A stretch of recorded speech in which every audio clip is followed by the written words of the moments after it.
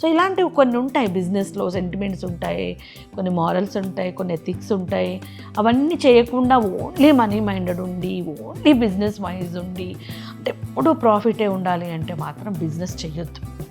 బిజినెస్లో up and downs ఉంటాయి, అన్నీ ఉంటాయి. అన్నీ మనం చూసుకోకుండా అయితే బిజినెస్ పెట్టుకుంటే చాలా కష్టం.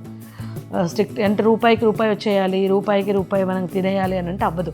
అండ్ బిజినెస్కి కూడా ఎప్పుడు కూడా ఒక టైం ఉంటుంది, ఏదానికైనా దేనికైనా ఎనీథింగ్. ఇప్పుడు ఒక టైంలో బాగా ఒక 2 నెలలు, ఇప్పుడు దసరా అనుకోండి, మనకు తెలంగాణలో దసరాలో పిచ్చిగా కొంటారు, ఆంధ్ర వైపు సంక్రాంతి ఫుల్గా కొంటారు, బట్టలు కొనని వాళ్ళు ఉండరు, రంజాన్కి ప్రతి ఒక్క ముస్లిమ్స్ కొంటారు. సో అట్లా ప్రతి పండగకి ప్రతి వాళ్ళు కొనేది ఉంటుంది, మనకు ఆ టైంలోనే బిజినెస్ అనమాట.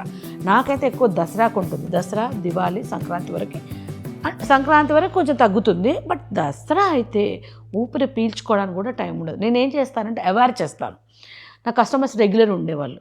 సో నేనేం చేసేదాన్ని, వాళ్ళకి 1 మంత్ బిఫోర్ నుంచే మీరు ముందే నాకు ఇస్తే నేను మీకు టైంకి ఇస్తాను. అట్లా మనం కూడా చెప్పాలి, చెప్పకుండా మనం అలా కామ్గా కూర్చుంటే అవ్వద్దు.